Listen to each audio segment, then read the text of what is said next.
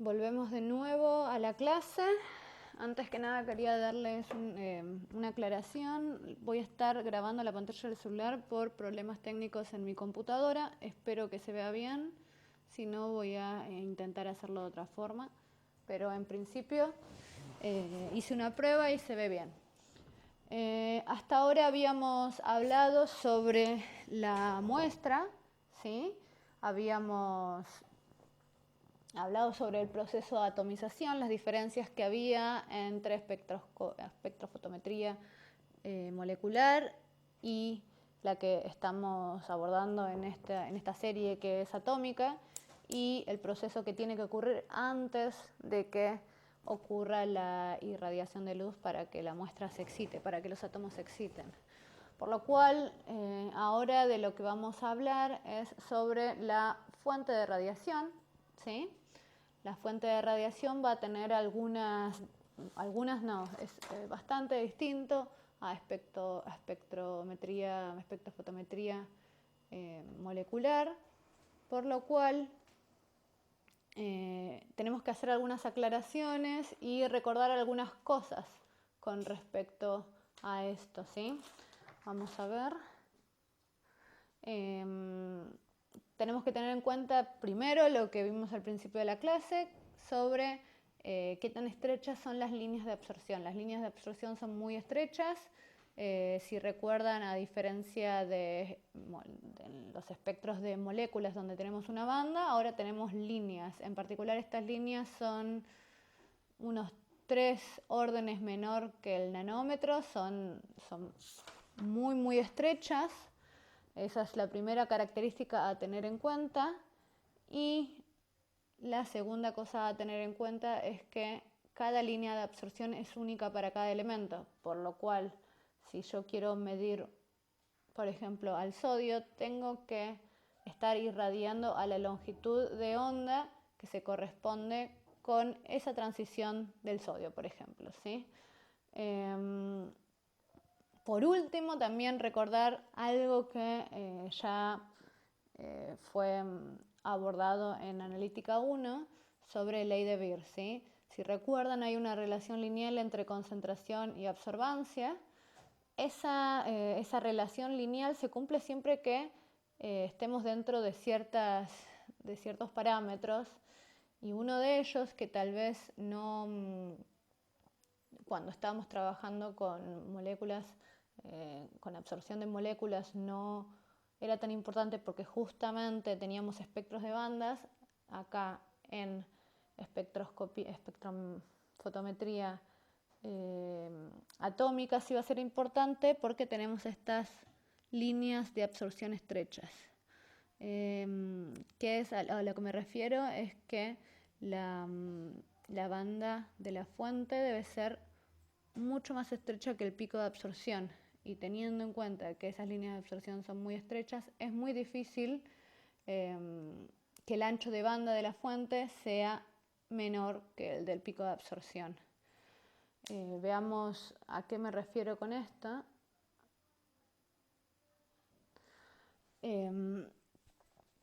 La solución a este problema, el de intentar encontrar una fuente con un ancho de banda muy, muy, muy estrecho, es trabajar básicamente con la emisión del mismo elemento.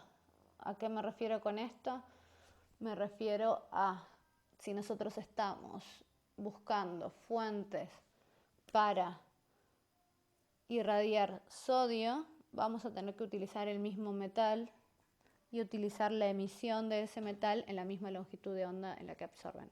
Por si no lo recuerdan, los elementos, los átomos, cuando se excitan, absorben una cierta cantidad de energía que es la misma que liberan cuando se relajan, ¿sí?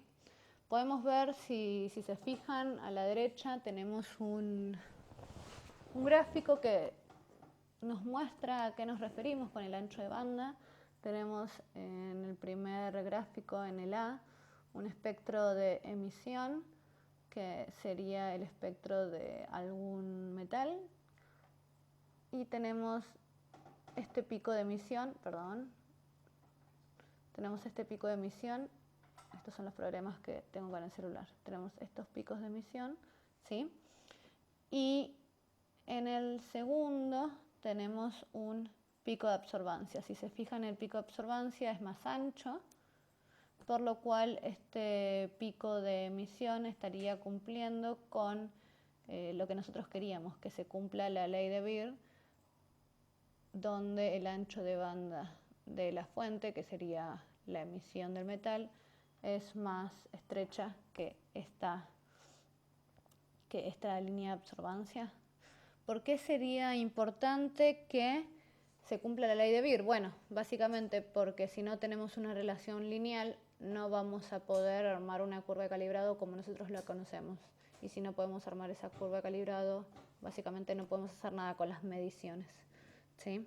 Si se fijan, además tenemos que en el tercer gráfico, en el C, vemos la potencia de la luz al atravesar la muestra, ¿sí? En este caso las muestras serán los átomos. Si se fijan, la potencia en el primer gráfico, en el A, es mucho más elevada que la del gráfico C. ¿Por qué? Porque se produjo el fenómeno de absorción. Bien. Continuando, ¿cómo logramos esto? ¿Cómo logramos que nuestro equipo esté emitiendo, que el metal esté emitiendo para lograr esa absorción? Vamos a utilizar algo que se conoce como lámpara de cátodo hueco. Tenemos dos esquemas. Si se fijan, este esquema nos está mostrando las distintas partes en donde tenemos un ánodo, tenemos el cátodo hueco. El cátodo básicamente está hecho del metal que yo quiero medir, por lo cual de nuevo reitero que para cada elemento necesitamos una lámpara distinta. No es como en espectrometría molecular, en donde tengo una sola lámpara que nos sirve para todos los compuestos mientras absorban en el UV visible. Tenemos el cátodo hueco, que está hecho del metal de interés, o a lo sumo es otro metal cubierto del metal que yo quiero medir. Tenemos una atmósfera de algún gas inerte y nada, eso es todo lo importante para mencionar. A la derecha tenemos una lámpara de verdad, ¿sí? Pueden ver que esta sería nuestra representación de una lámpara. Perdón. Volvamos.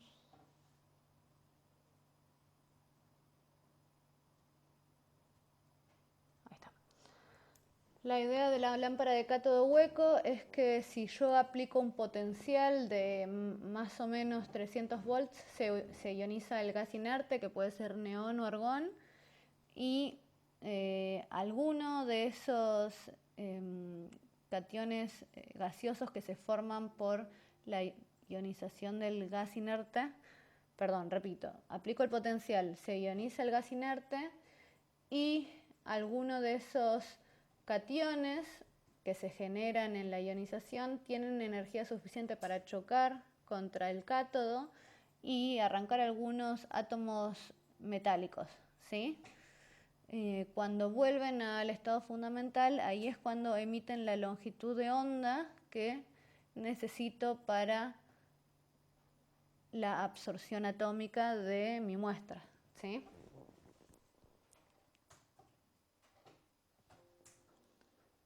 Con eso cerramos la idea de lámpara de cátodo hueco. Lo más importante de esto a recordar es que el metal, si yo quiero medir un metal en particular, necesito una lámpara de ese mismo metal, por lo cual el análisis de varios compuestos se dificulta, ¿sí? Al menos con esta técnica. No puedo medir varios al mismo tiempo, sino que me estoy centrando en un metal en particular. Por otra parte, la forma que tiene la lámpara de cátodo hueco me va a facilitar que esos átomos que vuelven al estado fundamental emitiendo su longitud de onda se depositen sobre el cátodo, la forma característica de esta lámpara me refiero. Bien, otra cosa a tener en cuenta son las interferencias. En esta técnica voy a tener básicamente dos tipos de interferencias espectrales e interferencias químicas. Las más comunes son las químicas, las vamos a abordar hacia el final de este video, pero vamos a empezar con las interferencias espectrales. Como se imaginan y como vinimos diciendo, las líneas de absorción son muy estrechas, por lo cual que dos líneas se coincidan entre sí y haya interferencia entre ellas es muy difícil. La diferencia tendría que ser menor a 0,1 Armstrong, por lo cual se imaginarán que es muy difícil. Hay muy pocos ejemplos de este tipo de interferencia.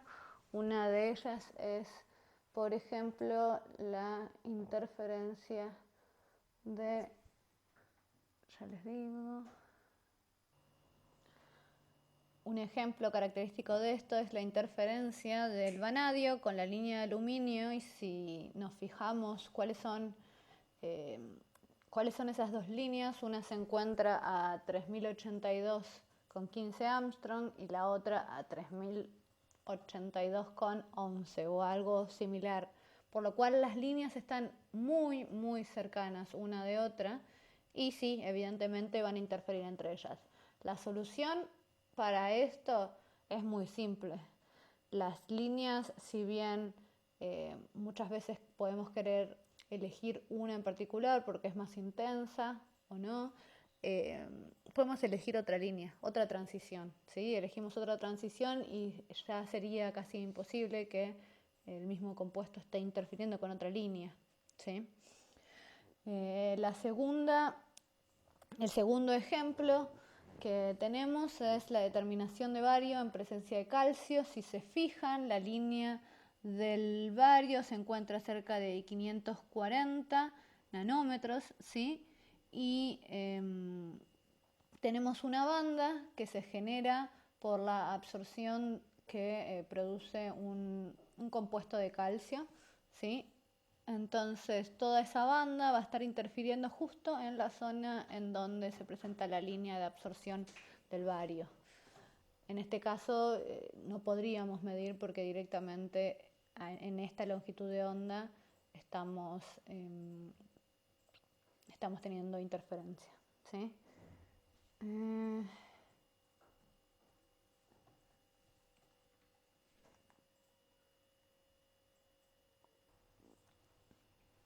Perdón, antes dije, justo estaba mirando los valores de las líneas, obviamente son Armstrong, ¿sí? Son 3000, cerca de 5540 Armstrong, no nanómetros, como dije antes.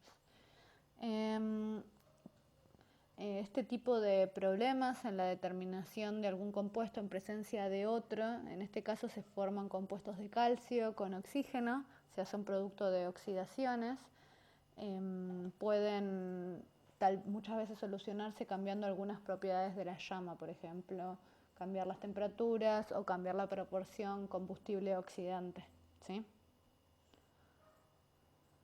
Continuando, vamos a hablar un poco de interferencias químicas que son más comunes. Obviamente están relacionadas con la matriz con la que estamos trabajando y con los compuestos que están presentes en la matriz que muchas veces no podemos sacarnos de encima, ¿sí? Con un tratamiento previo de la muestra. Porque muchas veces las interferencias tienen propiedades muy similares a los compuestos que yo estoy midiendo. El primero de los problemas que podemos tener es que se puedan formar compuestos que son muy poco volátiles. Cuando me refiero a compuestos muy poco volátiles, podemos estar hablando de sales, por ejemplo, ¿sí? Cuando se forman estos compuestos, el ejemplo típico que podemos abordar es la presencia de calcio, que sería nuestro analito, que haya fosfatos o sulfatos. Sabemos que ambos pueden combinarse entre sí para formar sulfato de calcio o fosfato de calcio, y estos compuestos son muy poco volátiles. ¿Qué va a ocurrir en el caso de que estén formando estos compuestos? El problema básicamente es que yo no voy a tener los átomos de calcio atomizados como esperaba, y básicamente voy a tener menos cantidad de analito disponible, ¿sí? Por lo cual la intensidad de la señal va a bajar. Una cosa que puedo probar hacer si esto sucediera es modificar la temperatura, puede funcionar, pero ejemplos que tal vez funcionan mejor son la utilización de agentes liberadores. Los agentes liberadores son otros cationes, en este caso nuestro analito era nuestro metal calcio, ¿sí? Nosotros podemos agregar a nuestra matriz algún otro catión. En el caso del calcio, por ejemplo, podría ser estroncio, que lo que hacen es tener formar compuestos más estables con los fosfatos o los sulfatos, ¿sí? Se unen a los aniones para formar compuestos estables, por lo cual ya no van a estar interactuando ni el fosfato ni el sulfato con el calcio. Otro ejemplo que podemos nombrar es la utilización de agentes protectores. Un ejemplo típico de un agente protector es el EDTA. Como ustedes sabían, el EDTA tenía una constante de formación de complejos muy alta con los metales, por lo cual va a servir para que en este caso es al contrario. En vez de agregar algo que esté interaccionando con los aniones que me están molestando porque forman con el calcio algún compuesto, estoy protegiendo al calcio porque forman compuestos muy estables. El EDTA con el calcio forman un complejo muy estable, y lo que me interesa, porque si formaran compuestos estables que no fueran volátiles tampoco me serviría, pero en particular la combinación de calcio con EDTA es volátil, por lo cual yo no voy a estar interfiriendo en el proceso de atomización, y en vez de estar interactuando con estos aniones que me dificultan la atomización, el EDTA no lo hace. Sigamos. Después tenemos otros dos ejemplos de interferencias químicas. El primero son los equilibrios de disociación. Si se fijan, tenemos estos equilibrios. Podemos tratarlos en cierta forma como si fueran equilibrios a los mismos que nosotros estudiamos en química acuosa, si bien no estamos trabajando en las mismas condiciones. Por eso, si se fijan, estamos teniendo reacciones de disociación en donde se están formando átomos, ¿sí? Y lo mismo en el caso de tener compuestos del tipo hidróxidos. Si se fijan, no estamos teniendo cargas en estos compuestos. ¿Cómo nos afectan estos equilibrios de disociación? Más o menos es lo que ya mencionamos antes. Si, por ejemplo, tenemos un equilibrio de disociación desplazado hacia,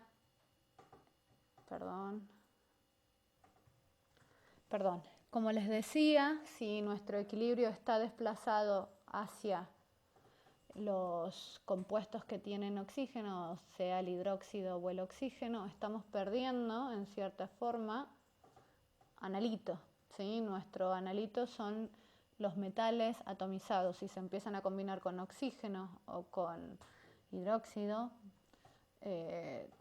con oxidrilos, o compuestos de oxígeno e hidrógeno, estamos teniendo un problema porque estamos teniendo menos cantidad de analito. Los óxidos de los alcalinos térreos son relativamente... La idea sería que, como los óxidos de alcalino térreo son estables, en el caso de los alcalinos térreos, estoy teniendo la reacción hacia el lado de los óxidos, desplazada hacia los óxidos, por lo cual voy a tener menos presencia del analito que me interesa, que es el metal atomizado. Al contrario, los alcalinos se disocian más fácilmente, por lo cual vamos a tener más presencia del alcalino. no tendría que ser tan importante este equilibrio de disociación en este caso. El tercer ejemplo que tenemos de interferencias químicas son los equilibrios de ionización. Los metales, como saben, tienen tendencia a formar este tipo de compuestos que son iones, por lo cual en este proceso de atomización, donde las temperaturas son altas, tiene sentido pensar que se pueden formar, bien, tanto como estábamos mencionando antes, que son los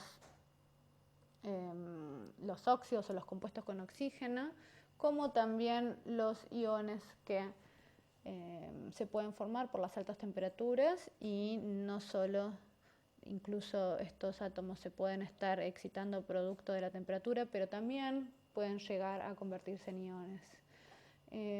La formación de iones, o sea, de metales, de cationes, es bastante importante si estamos trabajando con oxígeno u óxido nitroso como oxidante, no tanto en el caso de estar trabajando con aire, ¿sí?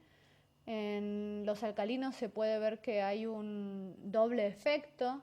Al aumentar la temperatura de la llama se va a producir, como habíamos visto antes en una de las primeras diapositivas, que aumenta la población del estado excitado, ¿sí?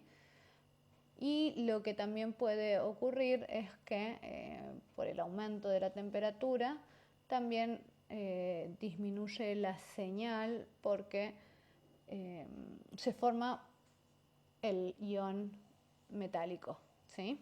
Por lo cual tengo menos cantidad de analito disponible, básicamente el metal atómico como átomo.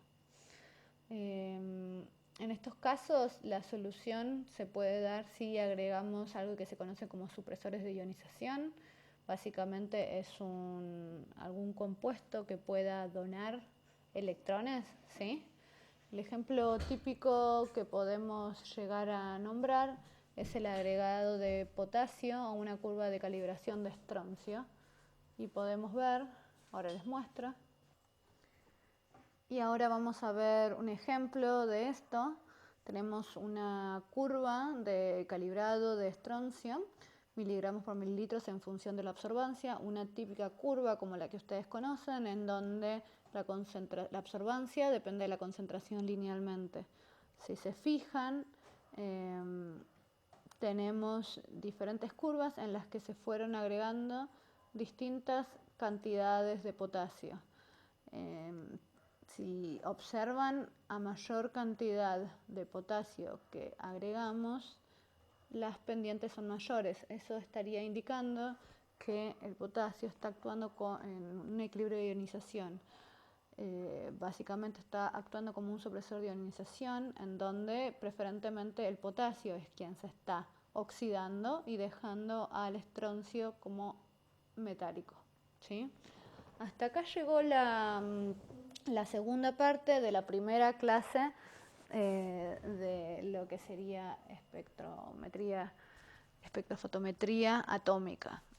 Siguiendo luego en los próximos videos vamos a hablar de emisión atómica, ¿sí? Después veremos algunos problemas también. De nuevo, espero que esto se vea bien. Ya que estoy grabando con celular y tal vez no sea lo ideal, como vieron en algunos momentos las diapositivas no las perdía. Nos vemos en el próximo video.